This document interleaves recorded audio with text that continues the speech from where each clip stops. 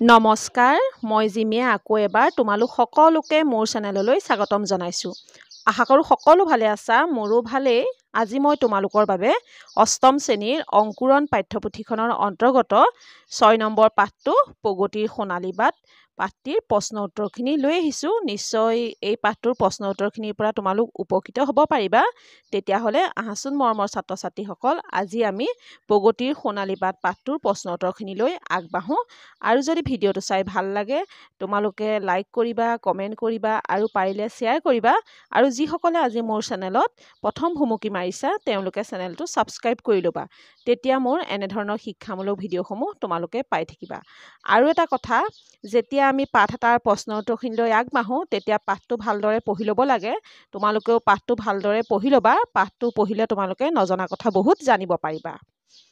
মৰমৰ ছাত্ৰ ছাত্ৰীসকল, ইতিমধ্যে তোমালোকলৈ মই 5টা পাঠৰ প্ৰশ্ন উত্তৰখিনি আগবঢ়ালোঁ। তোমালোকে অষ্টম শ্ৰেণীৰ প্লেলিষ্টত গৈ চাই ল'বা। তেতিয়াহ'লে আহা আজি আমি প্ৰগতিৰ সোণালী বাট পাঠটিৰ প্ৰশ্ন উত্তৰখিনি চাই লওঁ। 2 নম্বৰতে চাবা উত্তৰ দিয়া। ক নম্বৰতে চাবা হাইস্কুলৰ প্ৰকাণ্ড খেলপথাৰখন লোকে লোকাৰণ্য হোৱাৰ কাৰণ কি?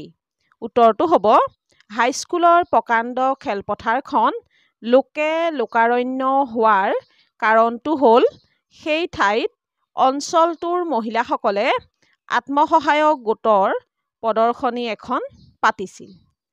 খ নম্বৰতে চাবা প্ৰদৰ্শনীখন কোনে পাতিছিল? উত্তৰটো হ'ব প্ৰদৰ্শনীখন অঞ্চলটোৰ মহিলাসকলে পাতিছিল। গ নম্বৰতে চাবা মানুহে ভিৰ কৰা বিপণীখনত কি প্ৰদৰ্শন কৰা হৈছিল? উত্তৰটো হ'ব মানুহে ভিৰ কৰা বিপণীখনত এৰী পলু পোহাৰ পদ্ধতি প্ৰদৰ্শন কৰা হৈছিল। ঘ নম্বৰতে চাবা অঞ্চলটোৰ মহিলাসকলে সৰু সৰু গোটত ভাগ হৈ কি উদ্যোগ গঢ়ি তুলিছে? উত্তৰটো হ'ব অঞ্চলটোৰ মহিলাসকলে সৰু সৰু গোটত ভাগ হৈ ভালেমান ক্ষুদ্ৰ উদ্যোগ গঢ়ি তুলিছে। ঙ নম্বৰতে চাবা স্বাৱলম্বনৰ কাৰণে গঠন কৰা গোটবোৰক কি বুলি জনা যায়? উত্তৰটো হ'ব স্বাৱলম্বনৰ কাৰণে গঠন কৰা গোটবোৰক আত্মসহায়ক গোট বুলি জনা যায়। প্ৰথম 6 নম্বৰতে চাবা এই গোটবোৰে উৎপাদন কৰা সামগ্ৰীসমূহ কি কৰা হয়? উত্তৰটো হ'ব এই গোটবোৰে উৎপাদন কৰা সামগ্ৰীসমূহ উৎপাদন কৰি সুলভ মূল্যৰ বিনিময়ত গ্ৰাহকৰ চাহিদা পূৰণ কৰা হয়। দ্বিতীয় 6 নম্বৰতে চাবা 2001 চনটো কি বৰ্ষ হিচাপে ঘোষণা কৰা হৈছিল? উত্তৰটো হ'ব 2001 চনটো আন্তৰ্জাতিক নাৰী সবলীকৰণ আৰু সমমৰ্যাদাৰ বৰ্ষ হিচাপে ঘোষণা কৰা হৈছিল। 22 নম্বৰতে চাবা উত্তৰ পূৰ্বাঞ্চলত উল্লেখযোগ্য স্থান দখল কৰা কুটীৰ শিল্পটোৰ নাম কি? উত্তৰটো হ'ব উত্তৰ পূৰ্বাঞ্চলত উল্লেখযোগ্য স্থান দখল কৰা কুটীৰ শিল্পটোৰ নাম হ'ল বয়ন শিল্প। জ নম্বৰতে চাবা প্ৰাক স্বাধীন কালতেই নাৰীক অৰ্থনৈতিকভাৱে স্বাৱলম্বী কৰাৰ বাবে কোনে চিন্তা কৰিছিল? উত্তৰটো হ'ব প্ৰাক স্বাধীন কালতেই নাৰীক অৰ্থনৈতিকভাৱে স্বাৱলম্বী কৰাৰ বাবে মহাত্মা গান্ধীয়ে চিন্তা কৰিছিল। এতিয়া 3 নম্বৰটো চাবা চমুকৈ বৰ্ণনা কৰা। ক নম্বৰতে চাবা আত্মসহায়ক গোটবোৰে দুখীয়া পৰিয়ালৰ মহিলাসকলক কেনেকৈ সহায় কৰে? উত্তৰটো হ'ব আত্মসহায়ক গোটবোৰে দুখীয়া পৰিয়ালৰ মহিলাসকলক আৰ্থিকভাৱে স্বাৱলম্বী কৰি তোলে। এই গোটবোৰে স্থানীয় সহজলভ্য সম্পদবিলাকক লৈ অতি সহজ সৰল পদ্ধতিৰে নানা আকৰ্ষণীয় সামগ্ৰী উৎপাদন কৰে আৰু সুলভ মূল্যৰ বিনিময়ত গ্ৰাহকৰ ওচৰত বিক্ৰী কৰে। এনেকৈয়ে দুখীয়া পৰিয়ালৰ কিছু মহিলা আৰ্থিক দিশত টনকিয়াল হৈ স্বাৱলম্বী হোৱাৰ পথত আগবাঢ়ি গৈছে। এতিয়া খ নম্বৰতে চাবা, পাঠত থকা প্ৰাচীন কালৰ জ্ঞানৰ অধিকাৰিণী মহিলা দুগৰাকীৰ বিষয়ে চমুকৈ লিখা। উত্তৰটো চাবা, পাঠত থকা প্ৰাচীন কালৰ জ্ঞানৰ অধিকাৰিণী মহিলা দুগৰাকী হ'ল গাৰ্গী আৰু মৈত্ৰেয়ী। তেওঁলোকে প্ৰচুৰ জ্ঞানৰ অধিকাৰিণী আছিল। তেওঁলোক দুগৰাকীয়ে ধৰ্ম আলোচনা সভা সমিতি আদিত পুৰুষৰ সমানেই অংশগ্ৰহণ কৰিছিল। গ নম্বৰতে চাবা, মহিলাক স্বাৱলম্বী কৰাৰ ক্ষেত্ৰত মহাত্মা গান্ধীৰ প্ৰথম পদক্ষেপ কি আছিল? উত্তৰটো হ'ব, মহাত্মা গান্ধীয়ে প্ৰাক স্বাধীন কালতেই নাৰীক অৰ্থনৈতিকভাৱে স্বাৱলম্বী কৰাৰ কথা চিন্তা কৰিছিল। খাদী উদ্যোগেই আছিল এই ক্ষেত্ৰত গান্ধীজীৰ প্ৰথম পদক্ষেপ। তেওঁ গংগাবেন মজুমদাৰ নামৰ এগৰাকী বিধৱা মহিলাৰ দ্বাৰা গুজৰাটৰ সবৰমতী আশ্ৰমত খাদী কাপোৰ উৎপাদনৰ পাতনি মেলিছিল। ঘ নম্বৰতে চাবা, মহাত্মা গান্ধীয়ে কাৰ কাৰ সহায়ত সবৰমতী আশ্ৰমত উৎপাদনৰ পাতনি মেলিছিল? উত্তৰটো চাবা, মহাত্মা গান্ধীয়ে গংগাবেন মজুমদাৰ নামৰ বিধৱা মহিলা এগৰাকীৰ সহায়ত সবৰমতী আশ্ৰমত খাদী কাপোৰ উৎপাদনৰ পাতনি মেলিছিল। এতিয়া 4 নম্বৰতে চাবা, নাৰী সবলীকৰণৰ বিভিন্ন আঁচনিসমূহৰ নাম লিখা। তাৰে এখন আঁচনিৰ বিষয়ে বহলাই লিখা। উত্তৰটো হ'ব, ভাৰত চৰকাৰে নাৰী সবলীকৰণৰ বিভিন্ন আঁচনি হাতত লৈ নাৰীৰ হকে বিশেষভাৱে কাম কৰাৰ কিছুমান প্ৰতিষ্ঠান গঢ়ি তুলিছে। সেইবোৰৰ ভিতৰত উত্তৰ পূব উন্নয়ন আৰু বিত্তীয় নিগম, কেন্দ্ৰীয় সমাজ কল্যাণ পৰিষদ, ৰাষ্ট্ৰীয় মহিলা আয়োগ আৰু ইন্দিৰা মহিলা যোজনা আদিয়েই প্ৰধান। তাৰে এখন আঁচনিৰ বিষয়ে বৰ্ণনা দাঙি ধৰা হ'ল। উত্তৰ পূব উন্নয়ন আৰু বিত্তীয় নিগম।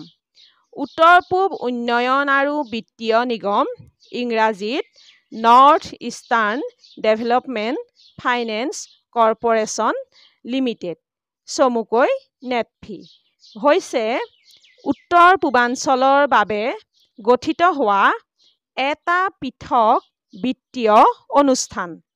1995-96 চনত কেন্দ্ৰীয় চৰকাৰে কেৱল উত্তৰ পূৰ্বাঞ্চলৰ বাবে এই বিত্তীয় অনুষ্ঠান স্থাপনৰ ঘোষণা কৰে। 1996 চনৰ 23 ফেব্ৰুৱাৰী তাৰিখে ভাৰতৰ তদানীন্তন প্ৰধানমন্ত্ৰীয়ে নেটফি উদ্বোধন কৰে।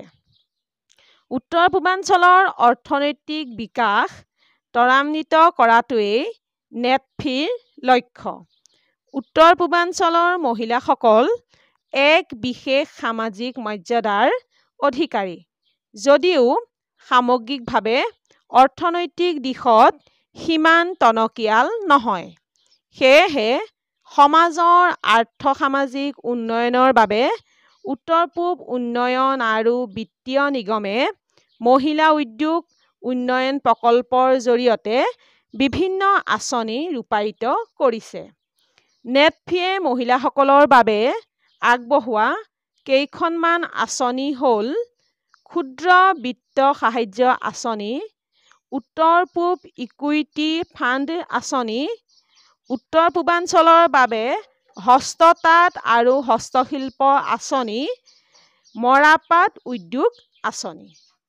5 নম্বৰতে চাবা, তলৰ শব্দবোৰৰ অৰ্থ শব্দসম্ভাৰ আৰু অভিধানৰ পৰা বিচাৰি উলিয়াই লিখা। এফালে মই শব্দ দিছোঁ, এফালে শব্দবিলাকৰ অৰ্থবিলাক চাবা। বিপণী, বিপণী মানে বজাৰ, হাট, দোকান বা বেচা কিনা কৰা স্থান। ক্ৰেতা, ক্ৰেতা মানে কিনোতা। সুপ্ত, সুপ্ত মানে নিদ্ৰিত বা শুই থকা। অফুৰন্ত, অফুৰন্ত মানে শেষ নোহোৱা। টনকিয়াল, টনকিয়াল মানে শ্ৰম কৰিব পৰা অৱস্থাপন্ন নাইবা টনটনীয়া। সমমৰ্যাদা, সমমৰ্যাদা মানে সমমান। প্ৰদৰ্শন, প্ৰদৰ্শন মানে দেখুওৱা কাৰ্য। স্বাৱলম্বী, স্বাৱলম্বী মানে আত্মনিৰ্ভৰশীল। গঠনাত্মক, গঠনাত্মক মানে গঠনমূলক। পদমৰ্যাদা, পদমৰ্যাদা মানে উচ্চ পদবীৰ বাবে হোৱা মান বা গৰিমা। পদক্ষেপ, পদক্ষেপ মানে ইটোৰ পাছত আনটো খোজ। এইটো কাৰ্যক্ষেত্ৰত বুজোৱা হয় পদক্ষেপ। আন্তৰ্জাতিক, আন্তৰ্জাতিক মানে বিভিন্ন দেশৰ মাজত বা একাধিক দেশ সম্বন্ধীয়। 6 নম্বৰতে চাবা, অসমীয়া শিপিনীয়ে কাপোৰত সপোন ৰচিব পাৰে। এই কথাষাৰ কোনে, কেতিয়া আৰু কিয় কৈছিল? উত্তৰটো চাবা, অসমীয়া শিপিনীয়ে কাপোৰত সপোন ৰচিব পাৰে। এই কথাষাৰ মহাত্মা গান্ধীয়ে কৈছিল। মহাত্মা গান্ধী এবাৰ অসমলৈ আহোঁতে অসমীয়া শিপিনীয়ে বোৱা কাপোৰ দেখি স্তম্ভিত হৈছিল আৰু উক্ত কথাষাৰ কৈছিল। এতিয়া 7 নম্বৰতে চাবা, বুজাই কোৱা আৰু লিখা। ক নম্বৰতে চাবা, আত্মসহায়ক গোট আৰু ইয়াৰ কাম কাজ। মানে আত্মসহায়ক গোটনো কি আৰু সেই গোটৰ কাম কাজবিলাক লিখিব দিছে। এতিয়া উত্তৰটো চাবা, আত্মসহায়ক গোট হৈছে দুখীয়া শ্ৰেণীৰ ৰাইজৰ দ্বাৰা স্বেচ্ছামূলকভাৱে গঠিত এটি গোট। এই গোটৰ সদস্যসকলৰ আৰ্থিক অৱস্থা একে পৰ্যায়ৰ হয়। তেওঁলোকৰ মাজত মিলা-প্ৰীতি, সদ্ভাৱ থাকিব লাগে। গোটটোৰ প্ৰতিজন সদস্যই উপাৰ্জনৰ ৰাহি ধন সাপ্তাহিক বা পষেকীয়া বা মাহেকীয়া কিস্তিত জমা কৰি এটা সমূহীয়া পুঁজি গঠন কৰে। প্ৰয়োজন অনুসৰি অভাৱী সদস্যলৈ এই সমূহীয়া পুঁজিৰ পৰা ঋণ দিয়ে। এই ঋণৰ বাবে গোটটোৱে এটা নিৰ্দিষ্ট হাৰত সুদ লয়। এই আত্মসহায়ক গোটৰ মূল উদ্দেশ্য হ'ল নিয়মীয়াকৈ সঞ্চয় কৰা, সঞ্চয় পুঁজিৰ পৰা ঋণ দিয়া।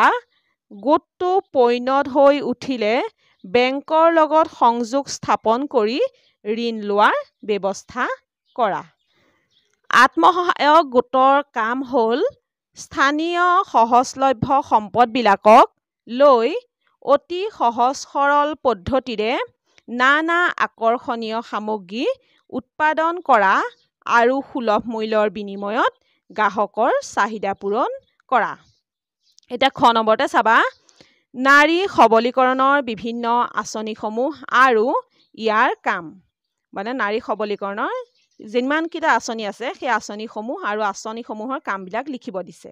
এতিয়া উত্তৰটো চাবা, নাৰীক স্বাৱলম্বী কৰি গঢ়ি তুলিবলৈ আৰু তেওঁলোকৰ অন্তৰৰ সুপ্ত প্ৰতিভা বিকশিত কৰিবলৈ নাৰীসকলক সামাজিক স্বীকৃতি আৰু সকলোৰে সহযোগিতাৰ প্ৰয়োজন আছে। সেই উদ্দেশ্যে 2001 চনটো আন্তৰ্জাতিক নাৰী সবলীকৰণ আৰু সমমৰ্যাদাৰ বৰ্ষ হিচাপে ঘোষণা কৰা হৈছিল। ভাৰত চৰকাৰেও নাৰী সবলীকৰণৰ বিভিন্ন আঁচনি হাতত লৈ নাৰীৰ হকে বিশেষভাৱে কাম কৰাৰ কিছুমান প্ৰতিষ্ঠান গঢ়ি তুলিছে। সেইবোৰৰ ভিতৰত উত্তৰ-পূব উন্নয়ন আৰু বিত্তীয় নিগম, কেন্দ্ৰীয় সমাজ কল্যাণ পৰিষদ, ৰাষ্ট্ৰীয় মহিলা আয়োগ, ইন্দিৰা মহিলা যোজনা আদি উল্লেখযোগ্য। এই আঁচনিসমূহৰ কাম হ'ল নাৰীৰ শিক্ষা, বৃত্তিমূলক প্ৰশিক্ষণ, আৰ্থ-সামাজিক উন্নয়নৰ আঁচনি আৰু নাৰীৰ অধিকাৰৰ প্ৰতি চকু ৰখা। ইন্দিৰা মহিলা যোজনাই মহিলাসকলক চৰকাৰে আগবঢ়োৱা ঋণ আৰু অন্যান্য সা-সুবিধাসমূহ গ্ৰহণ কৰি সেইবোৰৰ উপযুক্ত ব্যৱহাৰৰ বাবে পৰামৰ্শ আগবঢ়ায়। এনে সুবিধা গ্ৰহণ কৰি অসমৰ চুকে-কোণে অনেক আত্মসহায়ক গোট গঢ়ি উঠিছে আৰু মহিলাসকলৰ মাজত স্বাৱলম্বনৰ এক অভূতপূৰ্ব জাগৰণৰ সৃষ্টি কৰিছে। চৰকাৰে আগবঢ়োৱা সা সুবিধা গ্ৰহণ কৰাৰ লগতে মহিলাসকলে মনস্তাত্ত্বিক বাধা আঁতৰাই নিজৰ যোগ্যতা সম্পৰ্কে আত্মসচেতন হোৱাটোৱেই তেওঁলোকৰ প্ৰাথমিক কৰ্তব্য। এতিয়া গ নম্বৰতে চাবা, কি কি কাম কৰি মহিলাসকল স্বাৱলম্বী হ'ব পাৰে, মানে নিজৰ ওপৰত নিজে থিয় দিব পাৰে, নিজৰ উপাৰ্জন নিজে উলিয়াই ল'ব পাৰে। এতিয়া উত্তৰটো চাবা, মহিলাসকলে বিভিন্ন কাম কৰি স্বাৱলম্বী হ'ব পাৰে। সহজতে পোৱা বিভিন্ন সম্পদসমূহৰ দ্বাৰা অতি সহজ সৰল পদ্ধতিৰে নানা আকৰ্ষণীয় সামগ্ৰী উৎপাদন কৰি সেইবোৰ সুলভ মূল্যৰ বিনিময়ত গ্ৰাহকৰ ওচৰত বিক্ৰী কৰি মহিলাসকলে অৰ্থনৈতিকভাৱে কিছু টনকিয়াল হৈ স্বাৱলম্বী হোৱাৰ পথত আগবাঢ়িব পাৰে। মহিলাসকলৰ আত্মসহায়ক গোটবোৰে বিভিন্ন ঠাইত লাড়ু, পিঠা, আচাৰ, পাপৰ, কাহুদি, খৰিচা, খাৰলি আদিৰ প্ৰদৰ্শনী পাতিব পাৰে। ইয়াৰ উপৰিও হাতে সজা বেগ, পুতলা, মমবাতি, বাঁহ-বেতৰ সামগ্ৰী, নিত্য ব্যৱহাৰ্য ভিন ভিন বস্তুৰ প্ৰদৰ্শনীও পাতিব পাৰে। ইয়াৰ দ্বাৰা ক্ৰেতাৰ চাহিদা পূৰ কৰি স্বাৱলম্বিতাৰ পথত আগবাঢ়ি যাব পাৰে। মহিলাসকলে বোৱা কটা কামৰ দ্বাৰাও স্বাৱলম্বী হ'ব পাৰে। কিছুমানে এৰী পলু পুহি তাঁতশালত এৰী চাদৰ বৈ বাৰেবৰণীয়া সূতাৰে বুটা বাচিব পাৰে। এনেধৰণে বিভিন্ন কাম কৰি মহিলাসকল স্বাৱলম্বী হ'ব পাৰে। এতিয়া ৮ নম্বৰতে চাবা, অৰ্থৰ পাৰ্থক্য দেখুৱাই বাক্য ৰচনা কৰা। এতিয়া প্ৰথমটো আহিল নাৰী নাৰী। এইটো নাৰী মানে হৈছে স্ত্ৰী বা তিৰোতা। বাক্য ৰচনাটো চাবা, দেশ এখনক উন্নতিৰ পথত আগুৱাই নিবলৈ প্ৰতিগৰাকী নাৰী সকলো দিশতে স্বাৱলম্বী হোৱাটো প্ৰয়োজন। এইটো নাৰী মানে হৈছে শিৰ বা পেটৰ নাড়ীভুৰু। মানুহগৰাকীৰ কথা শুনি হাঁহিত পেটৰ নাড়ীভুৰি ওলাই যোৱাৰ উপক্ৰম হৈছে। এতিয়া আছে আচল বা আচল। এইটো আচল হৈছে প্ৰকৃত। বিপদৰ বন্ধুহে আচল বন্ধু। এইটো আচল হৈছে চাদৰৰ আগ অংশ। অসমীয়া শিপিনীয়ে চাদৰৰ আচলত সপোন ৰচিব পাৰে। এইটো লখ। লখ মানে হৈছে লাখ। বৰ্তমান সময়ত ভাৰতত লখ লখ যুৱক যুৱতী নিবনুৱা সমস্যাত ভুগিছে। লক্ষ্য। লক্ষ্য মানে হৈছে উদ্দেশ্য। ছাত্ৰ ছাত্ৰীসকলৰ জীৱনত এটা নিৰ্দিষ্ট লক্ষ্য থাকিব লাগে। এতিয়া আহিল আচাৰ আৰু আচাৰ। এইটো আচাৰ চাবা, এইটো আচাৰ মানে হৈছে নিয়ম। শিশুসকলক সৰুৰে পৰাই আচাৰ ব্যৱহাৰ শিকাব লাগে। আৰু এইটো আচাৰ মানে হৈছে বলেৰে জোকাৰ বা থেকেচ। ৰীতাই কাপোৰখিনি আচাৰি আচাৰি ধুইছে। এতিয়া আহিল তাঁত আৰু তাঁত। এইটো তাঁত মানে হৈছে সেই ঠাইত। মহিলাসকলে তাঁত প্ৰদৰ্শনী এখন পাতিছে। তাঁত। এইটো তাঁত মানে হৈছে তাঁতশাল। মহিলাগৰাকীয়ে তাঁতশালত এৰী চাদৰত বাৰেবৰণীয়া সূতাৰে বুটা বাচিছে। এতিয়া আহিল ফাঁকি আৰু ফাঁকি। এইটো ফাঁকি মানে হৈছে ছলনা, প্ৰতাৰণা বা প্ৰবঞ্চনা। আমি কেতিয়াও আনক ফাঁকি দিব নালাগে। এইটো ফাঁকি মানে হৈছে পদ্যৰ অংশ। ছোৱালীজনীয়ে কবিতা ফাঁকি বৰ সুন্দৰকৈ আবৃত্তি কৰিছে। এতিয়া ৯ নম্বৰতে চাবা, তলৰ বিপৰীত অৰ্থ বুজোৱা শব্দবোৰ পাঠটোৰ পৰা বিচাৰি উলিয়াই লিখা। তোমালোকক পাঠটোত আছে, পাঠটোৰ পৰাই বিচাৰি উলিয়াই লিখিব দিছে। এতিয়া শব্দ বিপৰীত অৰ্থ। কঠিন। কঠিন শব্দৰ বিপৰীত অৰ্থ হৈছে সহজলভ্য। নবীন। নবীন শব্দৰ বিপৰীত অৰ্থ প্ৰাচীন। ঠিক সেইদৰে পৰনিৰ্ভৰশীল, আত্মনিৰ্ভৰশীল, দুৰ্লভ, সুলভ, খৰগতি, ধীৰগতি, পূৰ্ণিমা, অমানিশা, অনধিকাৰ, অধিকাৰ, নিন্দা, প্ৰশংসা, অনাৱশ্যক, আৱশ্যক, জাগ্ৰত, সুপ্ত, ধ্বংস সৃষ্টি অসম্ভৱ সম্ভৱ। এতিয়া 10 নম্বৰতে চাবা এটা শব্দত প্ৰকাশ কৰা। ক নম্বৰতে চাবা যি আনৰ ওপৰত নিৰ্ভৰ কৰে পৰনিৰ্ভৰশীল।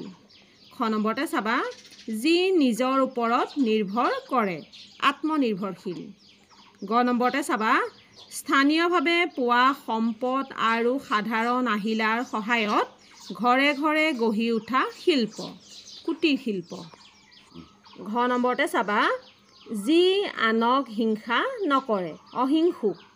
ঙ নম্বৰতে চাবা যি নিজৰ স্বাৰ্থৰ কথা চিন্তা কৰে স্বাৰ্থপৰ। প্ৰথম 6 নম্বৰতে চাবা যিজনে নিজৰ ওপৰত বিশ্বাস ৰাখে আত্মবিশ্বাসী। এতিয়া 11 নম্বৰতে চাবা সন্ধি ভাঙা আৰু গঠন কৰা। সন্ধি গঠন কৰিবও দিছে আৰু তোমালোকক ভাঙিবও দিছে। এতিয়া ক নম্বৰতে চাবা স্ব যোগ অধীন স্বাধীন জীৱ যোগ অন্ত জীৱন্ত উদ যোগ নতি উন্নতি স্ব যোগ অৱলম্বন স্বাৱলম্বন উদ যোগ মত্ত উন্মুক্ত উদ যোগ ঘাতন উদ্ঘাটন সম যোগ কীট সংস্কৃত উদ যোগ চাৰণ উচ্চাৰণ।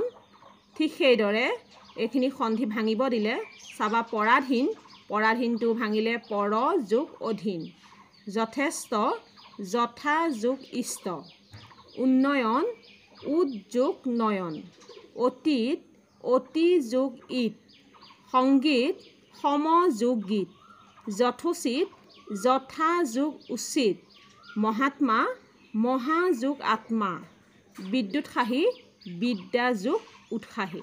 মৰমৰ ছাত্ৰ ছাত্ৰীসকল তোমালোকক মই এইখিনিতে এটা কথা কওঁ প্ৰতিটো সন্ধিৰে নিয়মবিলাক বেলেগ বেলেগ নিয়মত পৰিছে। তোমালোকে যদি সন্ধি ভাগটো ভালকৈ নপঢ়া তেতিয়াহ'লে এইখিনি বুজি পাবলৈ অকণমান কঠিন হ'ব। সেয়েহে তোমালোকে সন্ধিখিনি ভালদৰে পঢ়িবা তেতিয়া তোমালোকে কোন কোন নিয়মত এইখিনি পৰিছে গম পাবা।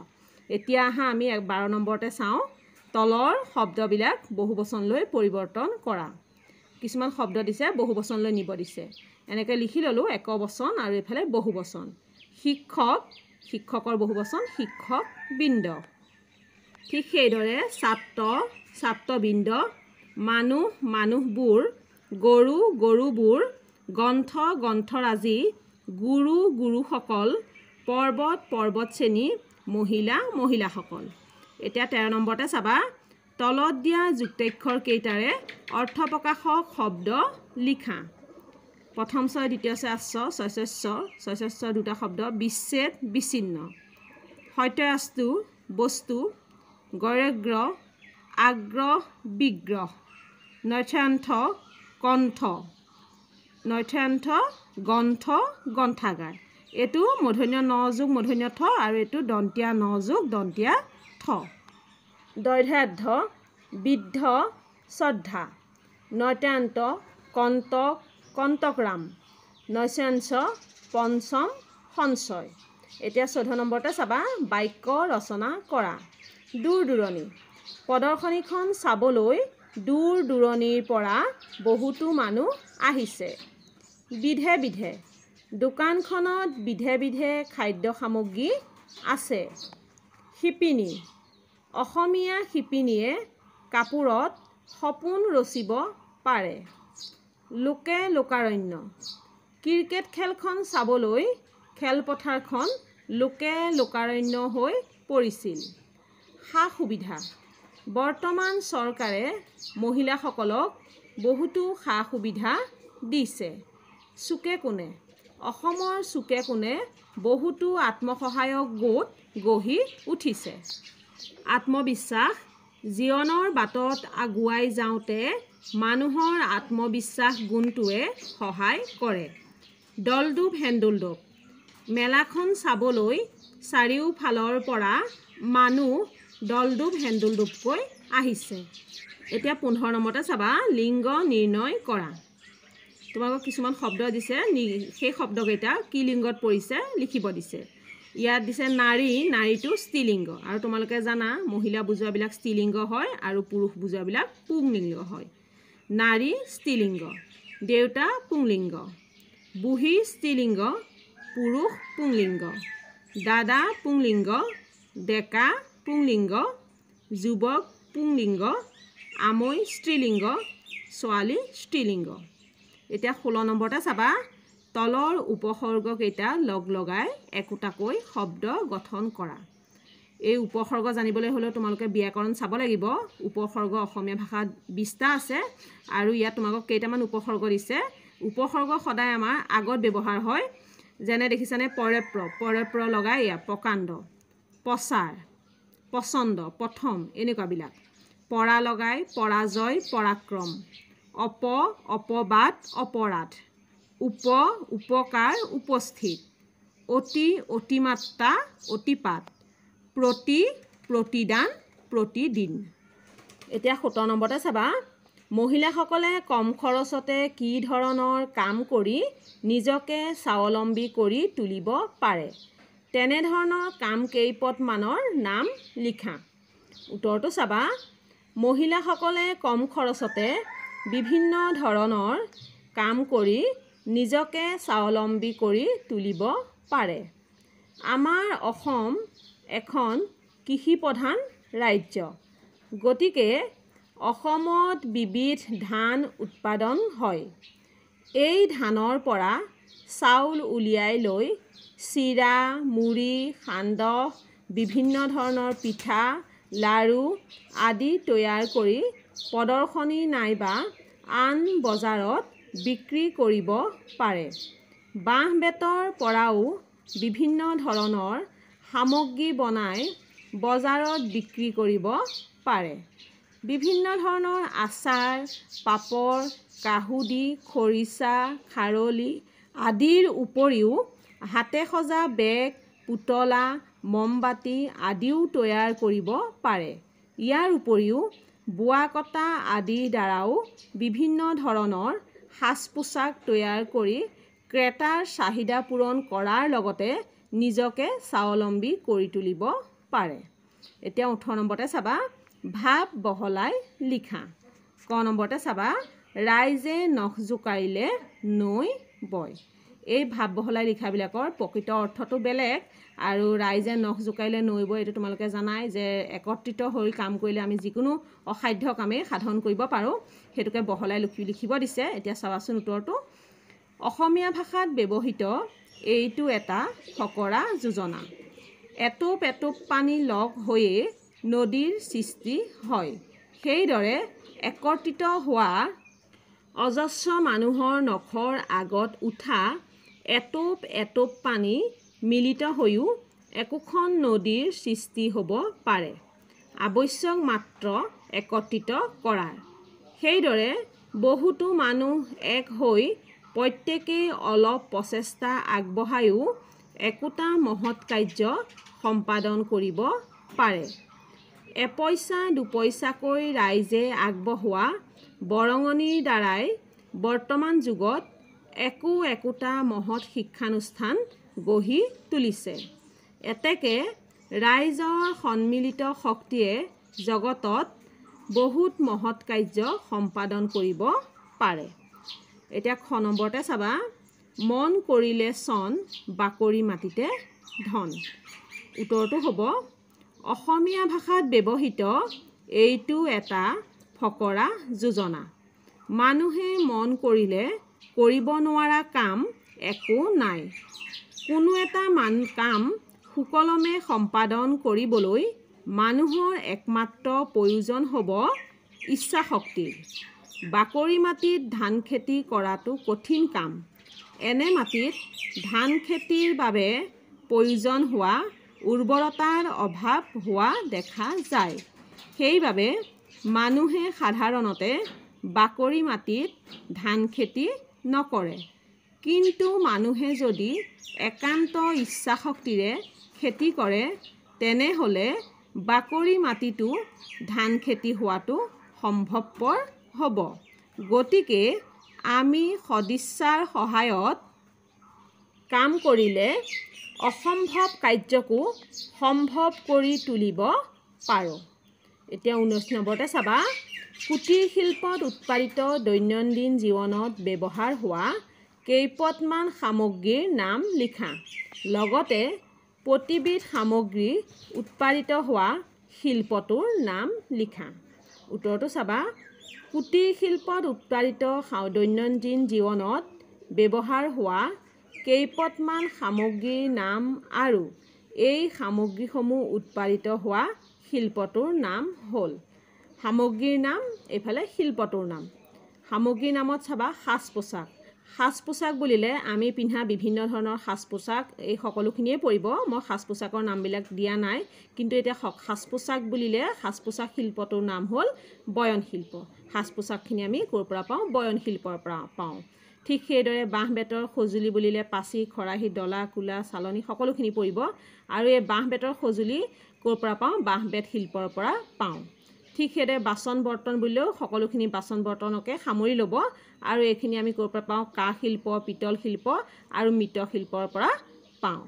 মৰমৰ ছাত্ৰ ছাত্ৰীসকল, আজি ইয়াৰ লগে লগে আমাৰ প্ৰগতিৰ সোণালী বাট পাঠটোৰ প্ৰশ্ন উত্তৰখিনি শেষ হৈছে। মই ভাবোঁ পাঠটোৰ প্ৰশ্ন উত্তৰখিনিৰ পৰা তোমালোক নিশ্চয় উপকৃত হ'ব পাৰিবা। আৰু তোমালোকক মই আগৰকেইটা পাঠৰ প্ৰশ্ন উত্তৰ আগবঢ়াই থৈছোঁ। তোমালোকে অষ্টম শ্ৰেণীৰ প্লে'লিষ্টত গৈ চাই ল'বা, সকলোকেইটাই পাবা। আৰু মই একাদিক্ৰমে এটাৰ পাছত এটা দি যাবলৈ চেষ্টা কৰিম। তোমালোকে এইদৰে চাই থাকিবা। তেতিয়াহ'লে আজিৰ ভিডিঅ'টো এইখিনিতে সামৰণি মাৰোঁ। আজিৰ ভিডিঅ' চোৱা সকলোলৈকে মোৰ ফালৰ পৰা বহুত বহুত ধন্যবাদ জনাই আজিৰ ভিডিঅ'টো সামৰণি মাৰিছোঁ। ধন্যবাদ।